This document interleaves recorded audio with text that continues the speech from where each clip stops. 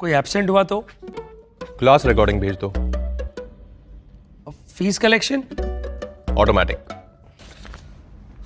Marketing कैसे करेंगे? Teachmint website बना के देगा ना। टीचमेंट?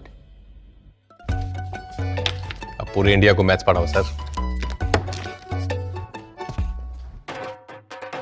चाहे जैसी भी जरूरत हो, टीचमेंट पे टीचिंग आसान है। आज ही डाउनलोड करें टीचमेंट। जय श्री श्याम। आप सभी का एसपी सिंह हिस्ट्री चैनल में स्वागत है। तो प्रिय विद्यार्थियों, आज अपने इतिहास की सामान्य जानकारी करते हैं।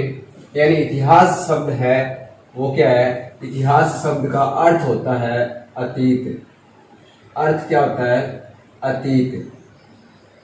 यानी जो बीता हुआ जो काल होता है वो क्या कहलाता है? इतिहास कहलाता है। यानी इनका शाब्दिक अर्थ ये क्या है? अतीत। यानी बीत गया जो काल है वो क्या कहलाता है? इतिहास कहलाता है। तो इतिहास की बात करें तो इतिहास मुख्यतः 3 भागों के अंतर्गत विभाजित किया जाता है। पहला तो आता है प्राचीन भारतीय इतिहास। प्राचीन भारतीय इतिहास। और दूसरा आता है मध्यकालीन भारतीय इतिहास। और तीसरा आता है आधुनिक भारतीय इतिहास। ठीक है। यानी मुख्यतः इतिहास को 3 श्रेणियों के अंतर्गत अलग अलग विभाजित किया जाता है। तो प्राचीन भारतीय इतिहास है, यानी ये जो सबसे पुराना जो इतिहास है इस काल को कहा जाता है प्राचीन भारतीय इतिहास है। और इस इतिहास की समय अवधि है वो मानी जाती है मुख्यतः 6वीं शताब्दी। 6वीं शताब्दी ईसा पूर्व से 1200 ईस्वी तक का, यानी 6वीं शताब्दी ईसा पूर्व से लेकर 1200 ईस्वी तक का जो काल है वो क्या कहलाता है? प्राचीन भारतीय इतिहास कहलाता है। इस काल के दौरान क्या माना जाता है? सबसे प्राचीन जो अपनी सभ्यताएं आती है, एक तो सिंधु सभ्यता, एक आती है वैदिक सभ्यता, वैदिक सभ्यता, एक आता है मौर्य काल, मौर्य काल, एक आता है मौर्योत्तर काल, मौर्योत्तर काल। ठीक है। इसके बाद में आते हैं विजयनगर साम्राज्य और बहमनी साम्राज्य आते हैं। ठीक है।